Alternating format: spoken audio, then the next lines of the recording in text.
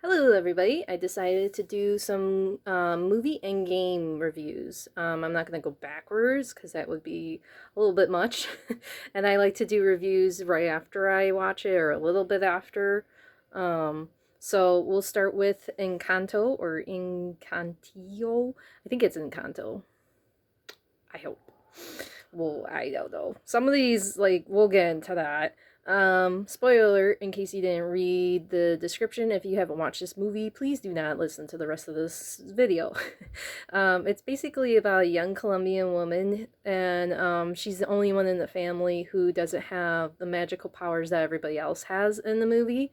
A little trivia bit that I found on IMDb is that she deliberately didn't have a sidekick, and I thought that was a little abrupt and really hard to actually accept because Disney's been around for how long and there's how many princesses, and all of a sudden, one out of nowhere, one person, Disney princess, is gonna have no sidekick. I would have liked them to introduce that a little, not like 50 years later.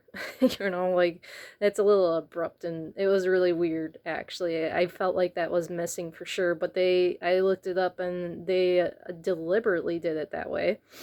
I actually think the song, what was it called? Surface Pressure? I'm looking at my notes. In case you're wondering why I'm looking down.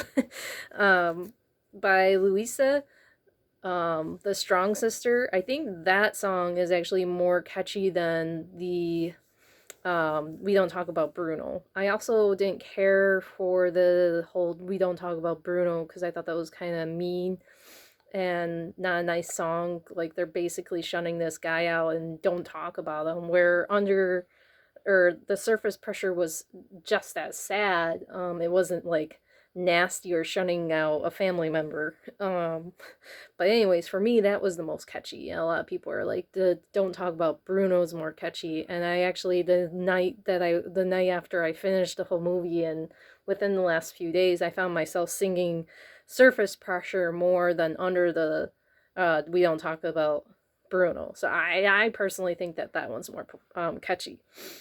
There was a tad bit more singing. I think I fast forward and then went back to listen to it because I kind of was like, oh god, not another song.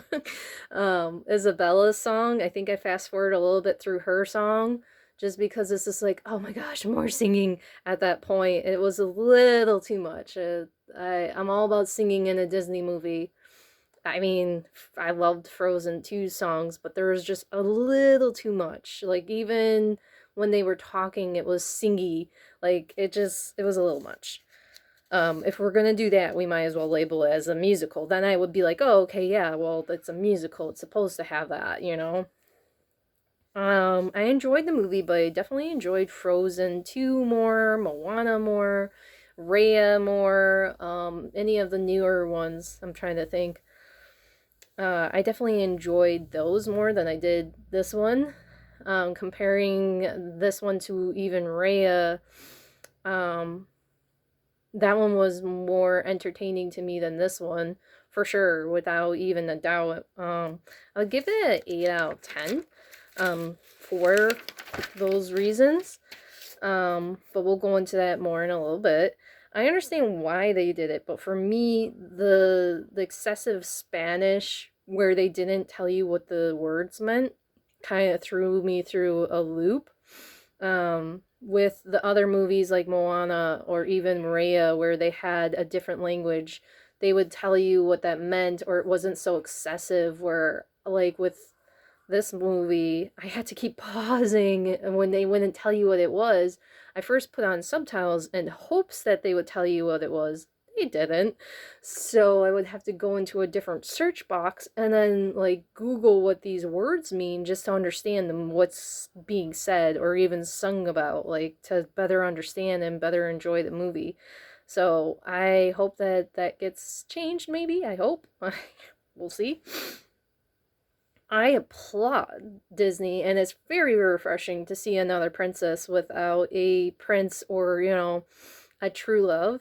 But the little girl inside of me says, I hope that, like, they don't forget that. Like, I hope they still put that in the mix somewhere and bring it. They don't have to do it every princess or whatever, but you know, if let's say they come out with 10 princesses in 2 years, at least make one of them have a prince. Because as for me, as a young girl, I really enjoyed those romances, even though they were fantasy, and but I knew that, like, you know, who's gonna find that Prince Eric? Like, you know, like you knew that, but there are a lot of people that take that a little too seriously. So I get why they're doing it. I just hope that they put it in the mix somewhere, and maybe like with Frozen 2, or like even with the Frozen series, introduce it as a, like, you don't have to get married to these people right away if they want to step away from that, which I totally, like I said, I get it. They don't want these like little girls like me to think that that's something that's okay.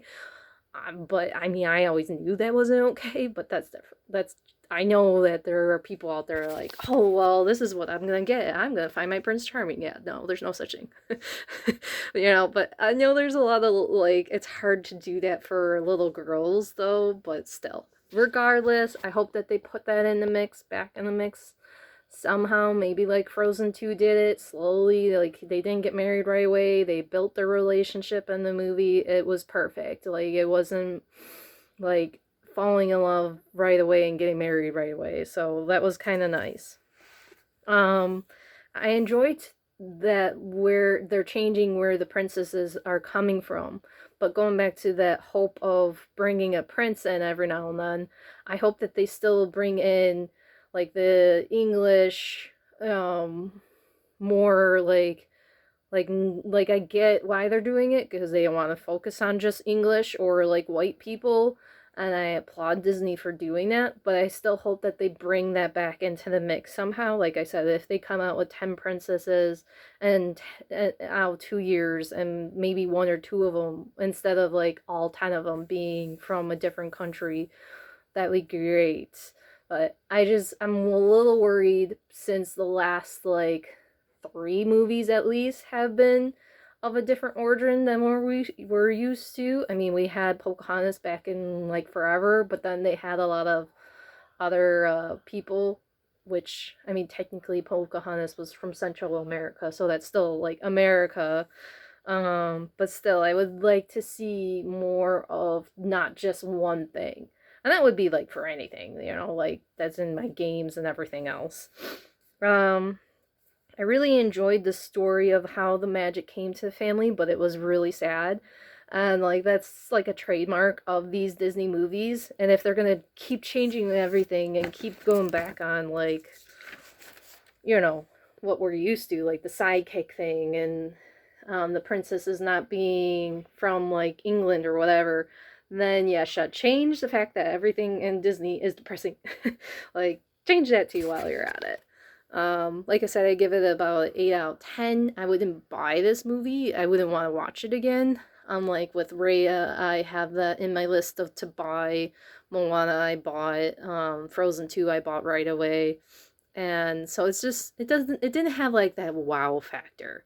Like that, oh my gosh, I need to buy this, like, or see it again. Like, I saw it once, I'll probably not see it for another like 10 years or 5, you know, at the very least. It would be still in that collection of Disney movies I would want to introduce to my kids, because it's very important for them to see other cultures, which is why I'm really on board for this other cultures in Disney movies. I just, like I said, I hope that they still like go back to their roots. That was their, you know, like Snow White and like Ariel. Like, I hope they'll bring princesses like that every now and then. Like that, you don't have to be excessive about it, but every now and then. So we're gonna keep doing these. The next reviews will hopefully be games or another movie or a show. On the docket is the Book of Boba Fett. Once I'm done with that, I don't know when. I think they have like 2 more episodes or 3. So I will be doing that one. Before that, though, I'll probably do a review of the documentary Spock. It's on Netflix, and I'll be watching that within the next few days here. So I'll be doing a review on that. And then for games, I will do Jurassic World Evolution 2 once I'm done with the campaign. And then I will do a Star Wars Fallen Jedi review. That is another game I slowly I'm getting into that's relatively new. Um, what else? Those are the two games that I can think of. Oh, Elden Ring comes out in March or April, so I'll be doing a review on that. I'm not probably gonna get the Lego Skywalker series for quite some time, and well, because like I want to get Halo Infinite before that, I'm hoping that there's a sale eventually, so we'll have that review on that game eventually coming as well. But first will be the review on Spock. If you have any like comments or what you think of the movie Encanto I hope I'm saying that right. Please, as always, put it down in the comments. You guys know I always reply to you. It might take me a day or whatever, but I only work tomorrow, so I have plenty of time to reply to you guys. I always appreciate it. I appreciate any support, likes, just watching the videos, like any kind of support you guys give. I really appreciate it. So be sure to leave a comment. See, I would love to hear what your thoughts are on this very interesting but different movie.